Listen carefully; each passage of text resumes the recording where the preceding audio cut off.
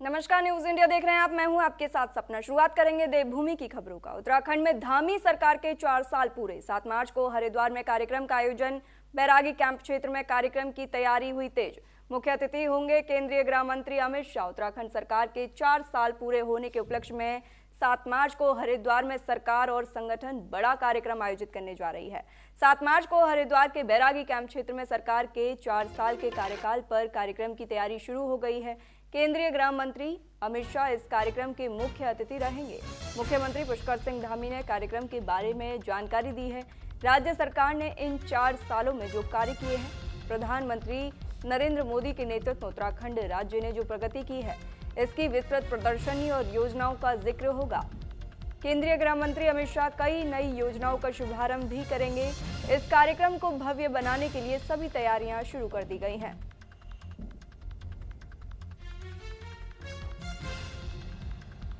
उत्तराखंड में धामी सरकार के 4 साल पूरे हुए, जिसके उपलक्ष्य में 7 मार्च को हरिद्वार में कार्यक्रम का आयोजन हो रहा है।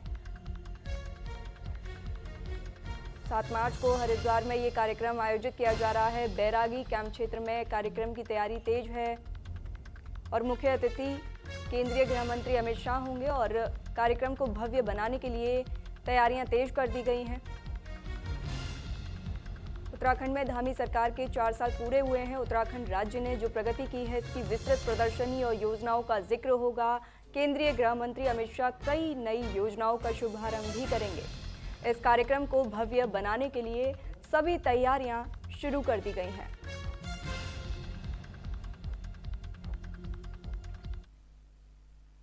चार सालों में सरकार के द्वारा जो अनेक विकास के काम किए गए हैं, जन कल्याण के काम किए गए हैं और हर वर्ग के उत्थान के लिए, चाहे महिला हो, युवा हो, गरीब हो, हमारे अनुसूचित वर्ग के लोग हों, पूर्व सैनिक हों, किसान भाई हों, सबके लिए अलग अलग योजनाएं राज्य के अंदर की गई हैं और हर एक जनपद जहाँ जिसकी संभावनाएं हैं उसके अनुसार सरकार ने योजनाओं को आगे बढ़ाया है और आगे अभी 1 साल चूँकि चुनाव तक का अभी शेष है, अगले 1 साल की योजना उस पर काम होना है और अभी 5 सालों की योजना पर काम होना है। तो उसके लिए एक बड़ा कार्यक्रम इसमें प्रदेश भर के लोग सम्मिलित होंगे, आगे की और रूपरेखा बनाएंगे। सर, क्या नई घोषणाएं भी इसमें हो सकती हैं? क्या कुछ है? कई योजनाओं पे काम भी चल रहा है। अभी हमारा सामान्य जो बजट है, बजट को तैयारी का अंतिम रूप दिया जा रहा है और उसमें लोगों के जो स्टेक होल्डर्स हैं, राज्य भर के अलग अलग वर्गों के लोग हैं, उन सभी के साथ एक बजट पूर्व संवाद अभी हमने चंपावत बनबसा में किया था।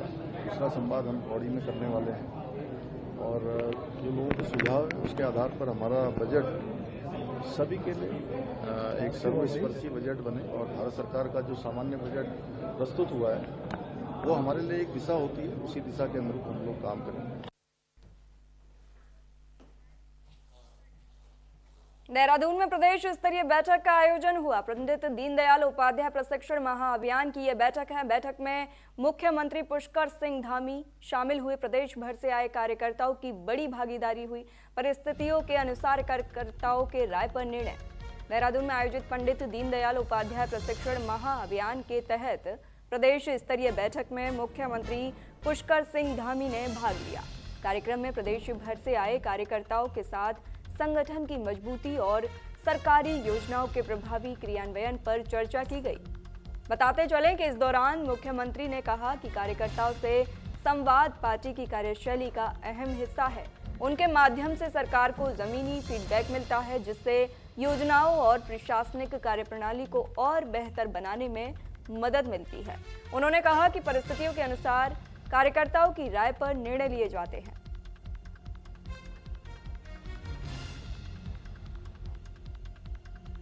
प्रदेश भर से आए कार्यकर्ताओं की बड़ी भागीदारी रही इस बैठक में और परिस्थितियों के अनुसार कार्यकर्ताओं की राय पर निर्णय लिए जाते हैं। सीएम ने कहा, प्रदेश भर से आए कार्यकर्ताओं की बड़ी भागीदारी।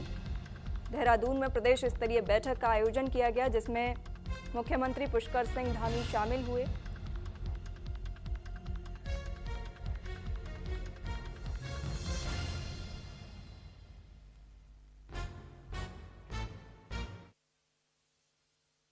कार्यकर्ताओं के साथ संवाद हमारी कार्यप्रणाली का अहम हिस्सा है और उसको और प्रभावी बनाने के लिए आज पूरे प्रदेश भर के कार्यकर्ता हमारे यहाँ आए हुए हैं और बड़े विषम परिस्थितियों में लगातार जो पार्टी के कार्यक्रम होते हैं, राज्य सरकार केंद्र सरकार की योजनाएं होती हैं, जन समस्याएं होती हैं, उन सब पर हमारे कार्यकर्ता काम करते हैं। उनके माध्यम से हमको फीडबैक मिलता है कि और हमको कौन से निर्णय लेने चाहिए, किस प्रकार से मशीनरी काम कर रही है। तो देश काल परिस्थिति के अनुसार जो कार्यकर्ताओं की राय आती है उसके अनुरूप हम लोग उत्तराखंड विधानसभा सत्र की अवधि पर सियासत तेज हो गई है। बीजेपी विधायक विनोद चमोली का विपक्ष पर हमला, जितना विधायी कार्य उतने दिन चलेगा सत्र। चमोली समिति में सत्ता पक्ष के साथ विपक्ष भी शामिल। उत्तराखंड के बीजेपी विधायक विनोद चमोली ने विधानसभा सत्र की अवधि को लेकर विपक्ष पर कड़ा प्रहार किया है। उन्होंने स्पष्ट किया कि सत्र का संचालन और उसकी समय सीमा कार्य मंत्रणा समिति की ओर से तय की जाती है, जिसमें केवल सत्ता पक्ष ही नहीं बल्कि विपक्ष और कांग्रेस के नेता भी शामिल होते हैं। चमोली के अनुसार सत्र की अवधि पूरी तरह से बिजनेस यानी सदन में होने वाले कामकाज की उपलब्धता पर ही निर्भर करती है। उन्होंने कहा कि जितने दिनों का विधायी कार्य होगा, सत्र उतने ही दिन चलेगा।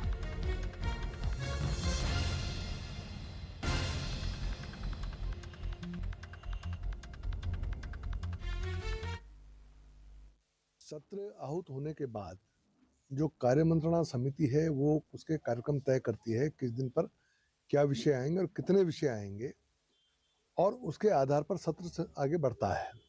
तो कार्य मंत्रणा समिति में सिर्फ भाजपा के लोग नहीं होते हैं, सरकार के लोग नहीं होते हैं।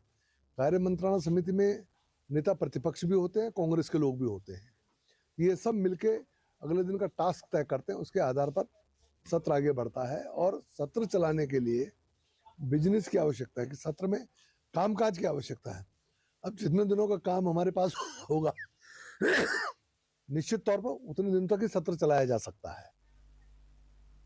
और अगली खबर रुड़की से है। रुड़की के पीपल चौक पर दो पक्षों के बीच जमकर लाठी डंडे चले। दरगाह क्षेत्र में श्रद्धालुओं के बीच शुरू हुआ विवाद।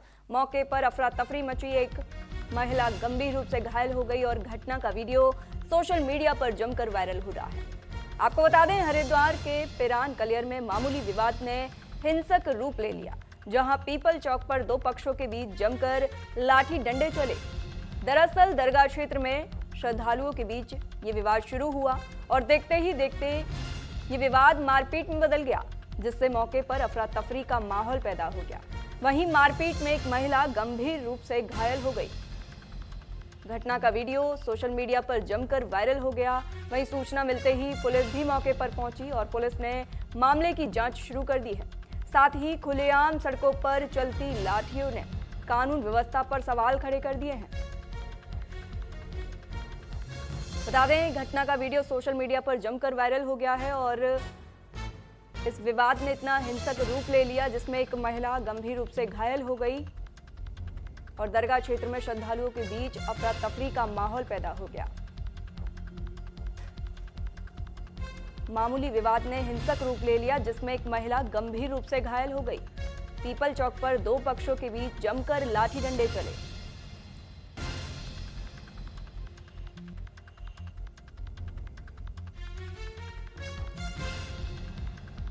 बताते चलें, जिसमें एक महिला गंभीर रूप से घायल हो गई है और इस घटना का वीडियो सोशल मीडिया पर जमकर वायरल हो रहा है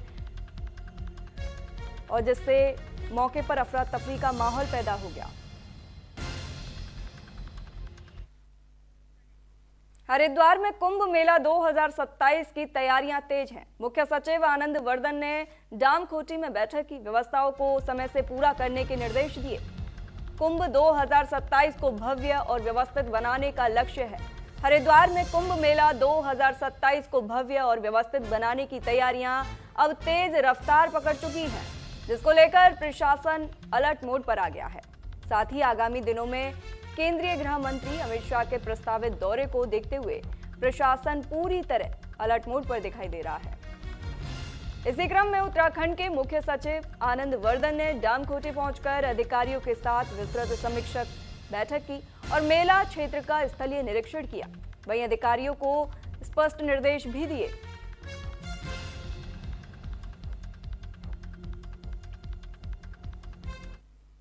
बैरागी कैंप भी प्रस्तावित किया है। हरिद्वार में 2027 के कुंभ मेले को लेकर तैयारियां तेज कर दी गई हैं और आपको बता दें कुंभ 2027 को भव्य और व्यवस्थित बनाने का लक्ष्य है।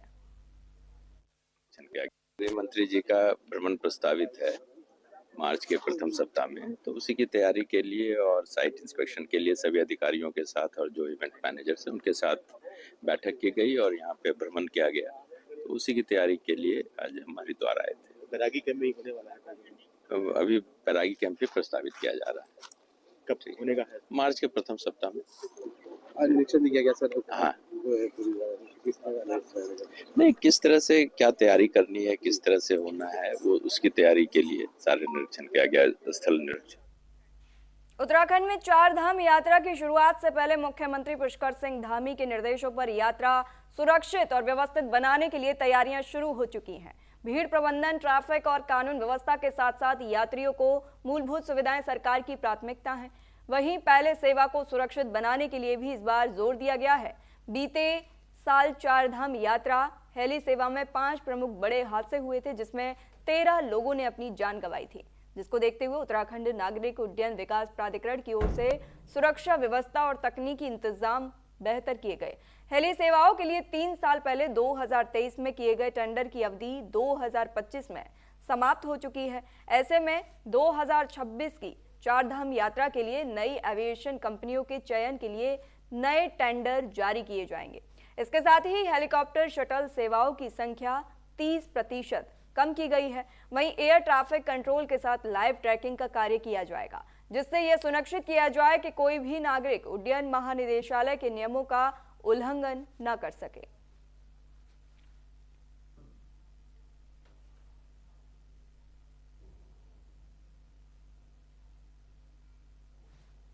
पिछले साल हेली सेवा में 5 बड़े हादसे हुए थे। डीजीसीए नियमों के उल्लंघन पर कड़ी निगरानी की, जिसको लेकर ये 4 धाम यात्रा से पहले उत्तराखंड में तैयारियां तेज कर दी गई हैं और सीएम पुष्कर सिंह धामी के निर्देश पर यह सुरक्षा पर विशेष फोकस किया जा रहा है। वहीं एयर ट्रैफिक कंट्रोल के साथ लाइव ट्रैकिंग का कार्य भी किया जाएगा, जिससे यह सुनिश्चित किया जाए कि कोई भी नागरिक इसका उल्लंघन ना कर सके। आपको बता दें पिछले साल 5 हादसे हुए थे।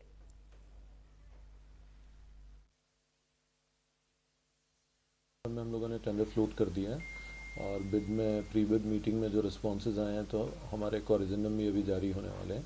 तो हम लोगों के लिए सर्वोच्च प्राथमिकता जो है इस पूरे उसमें वो यात्रियों की सुरक्षा और बिना किसी एक्सीडेंट के सेफ तरीके से हम यात्रा को कंडक्ट करवा लें, यही हम लोगों का प्राइमरी ऑब्जेक्टिव है। और इसी क्रम में डीजीसी के द्वारा जो डायरेक्शंस लास्ट सेकेंड फेज़ में दिए गए थे और उसके बाद में हम लोगों ने उनको इम्प्लीमेंट करवाते हुए यात्रा को पुनः आरंभ करवाया था। तो इंटरमीडिएट या इमीडिएट मेजर्स के बाद में जो मिड टर्म स्टेप्स लिए जाने थे उन पे हम लोग काम कर रहे हैं, जिसमें के रूट्स भी हम लोगों के पब्लिश होने वाले हैं। पिथौरागढ़ जिले के मुनस्यारी क्षेत्र से एक अच्छी खबर सामने आई है, जहां उद्यान विभाग की ओर से पहली बार बड़ी संख्या में किसानों को कीवी के पौधे वितरित किए गए। बताया जा रहा है कि यहां की जलवायु कीवी उत्पादन के लिए काफी उपयुक्त मानी जाती है। विभाग का कहना है कि इस क्षेत्र की ठंडी जलवायु और मिट्टी की गुणवत्ता कीवी उत्पादन के लिए अनुकूल है। कीवी एक उच्च मूल्य का फल है, जिसमें औषधीय गुण भी पाए जाते हैं। खास बात यह है कि इस फल को बंदर और अन्य जंगली जानवर नुकसान नहीं पहुंचाते, जिससे किसानों को फसल सुरक्षा में भी सहूलियत मिलेगी।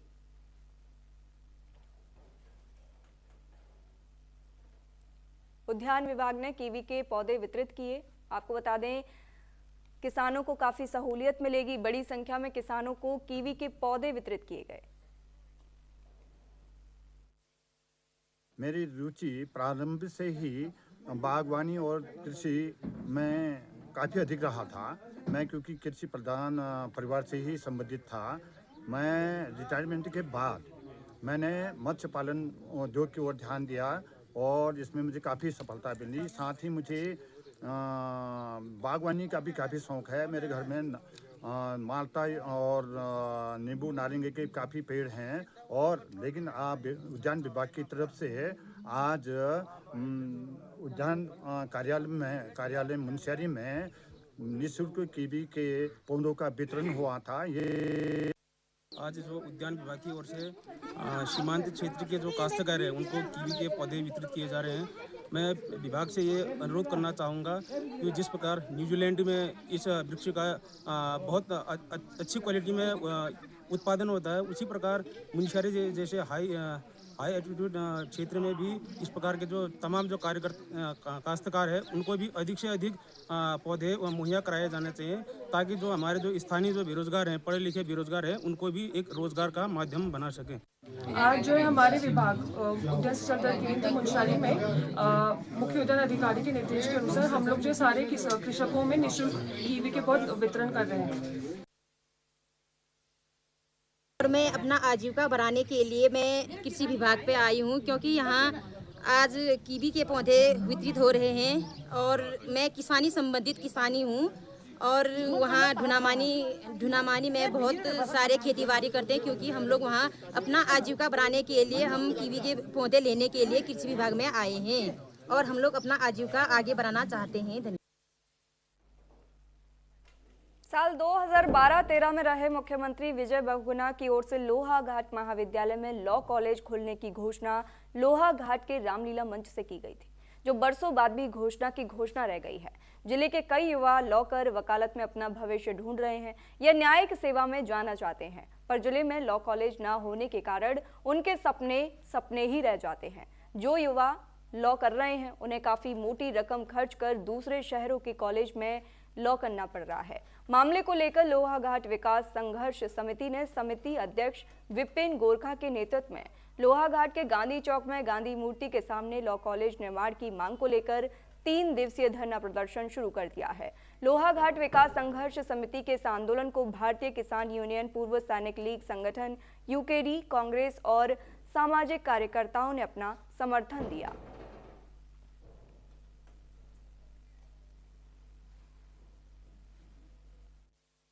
सबसे बड़ी बात है, आप देख रहे हो सभी लोगों का हमें समर्थन और सहयोग मिल रहा है। अब हम यही कहना चाह रहे हैं कि हम इसमें धार देंगे और हम चाहते हैं कि विधि संकाय की कक्षाएं, कॉलेज अगर बन जाएगा, भविष्य में बन जाएगा, लेकिन कक्षाएं तो शुरू हो कम से कम, हम यही चाहते हैं। और इसके लिए हम जहाँ तक हमें लड़ाई लड़नी पड़ेगी हम लड़ने के लिए तैयार हैं। आज जनता सब लोग हम लोगों के साथ समर्थन।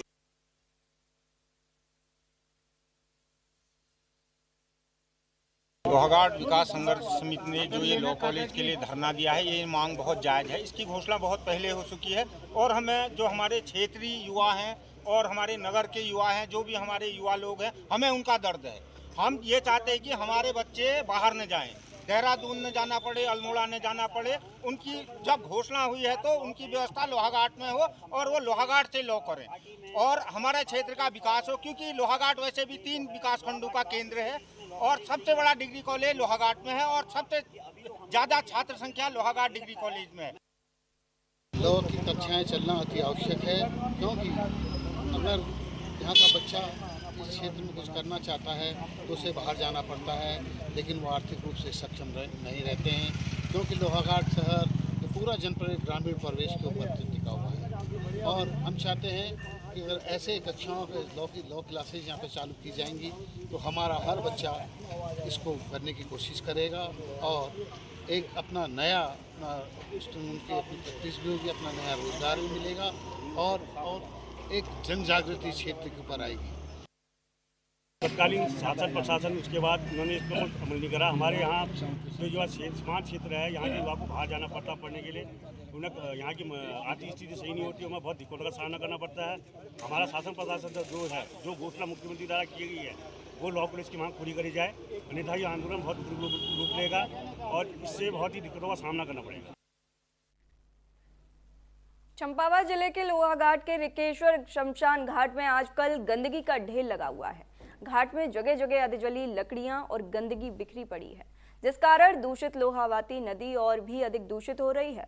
लोहाघाट पालिका अध्यक्ष ने बताया कि हालांकि घाट नगर पालिका क्षेत्र में नहीं आता है, पर उसके बावजूद भी नगर पालिका घाट में बीच बीच में स्वच्छता अभियान चलाती है। वहीं मामले में लोगों ने गहरी नाराजगी जताते हुए प्रशासन और संबंधित विभाग से घाट में सफाई और गंदगी करने वाले लोगों पर कार्रवाई की मांग की है।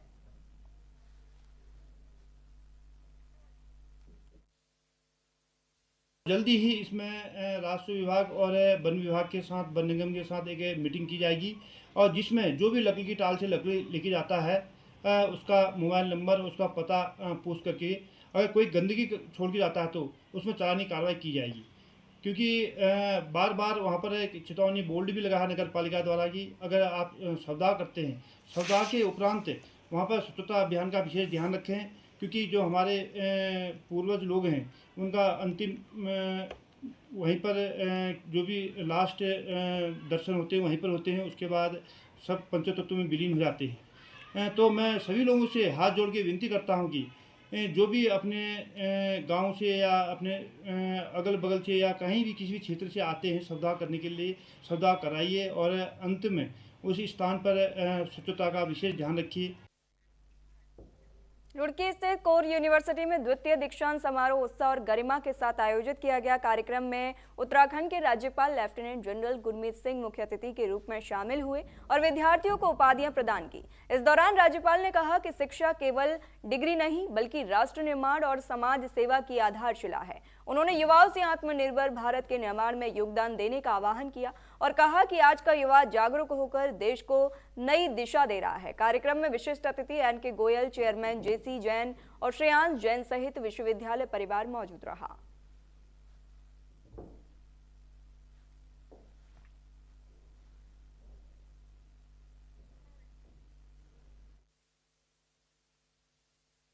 युवाओं को देखकर जिनको भी अवार्ड दिया उनके अंदर में जो वाइब्रेशन थी, उनके अंदर जो कॉन्फिडेंस था, उसके बलबूते पर मैं कह सकता हूं कि भारत को विश्व गुरु होने से कोई नहीं रोक सकता। क्योंकि हमारी जो विद्या ज्ञान का जो जड़ है, जो धरोहर है, जो शिक्षा और ज्ञान की जो अंदर में पैशन है, वो बिल्कुल अलग है। मुझे ऐसा लगता है कि आज हमारे युवाओं को देखकर आज ऐसा लगा कि ये जो हमारी अमृत पीढ़ी है ये अवश्य ही 2047 में भारत को विकसित राष्ट्र, आत्मनिर्भर भारत बनाएंगे। आज ये भी एम्फसाइज किया कि जो टेक्नोलॉजी है, जो विद्या है या जो भी आपके अंदर स्किल है, तब तक पूर्ण नहीं होती है जब तक आपके साथ में उसके साथ में एक चरित्र निर्माण भी हो।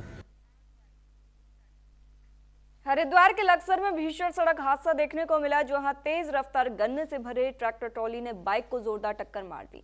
टक्कर लगने से बाइक सवार एक व्यक्ति की मौके पर ही मौत हो गई और एक युवक गंभीर रूप से घायल हो गया। वहीं घटना से पूरे इलाके में हड़कंप मच गया और घटना के बाद ट्रैक्टर चालक भीड़ को देखकर फरार हो गया, जिसके बाद स्थानीय लोगों ने पुलिस को सूचना दी, लेकिन सूचना मिलने पर पुलिस मौके पर नहीं पहुंची। बताते चले कि स्थानीय लोगों ने घायल को इलाज के लिए अस्पताल में भर्ती कराया। घटना लक्सर के बालावाली रोड पर अकोला कला गांव के पास की है।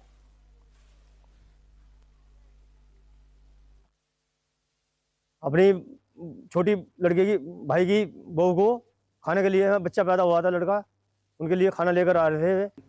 गंदा नाले की पुलिया जो मिल की जो गंदा नाले की पुलिया, वहां पर एक्सीडेंट हुआ जी। चोट एक लड़के गए उनके, और उनके पापा तो एक्सपायर भी हो सकते हैं। सर, जो मेरा छोटा चाचा उनकी वाइफ का लड़का हुआ था, उनका खाने देने के लिए आ रहे हैं हॉस्पिटल में, लक्सर भारत हॉस्पिटल में। और जैसे कि गंदा नाले की पुलिया पाए, ट्रैक्टर वाला था कि महाराजपुर का बताया जा रहा है, ट्रैक्टर टक्कर मारी पीछे से ट्रैक्टर वाले ने, और टक्कर मारने के बाद उसने रोका नहीं। जो मौजूद था उनका लड़का उनके साथ, उसने बताया कि टक्कर मारने के बाद वो ट्रैक्टर वाले ने रोका नहीं और ट्राली का पहिया, ट्रैक्टर का पहिया चढ़ा पहले, फिर ट्राली के चढ़े।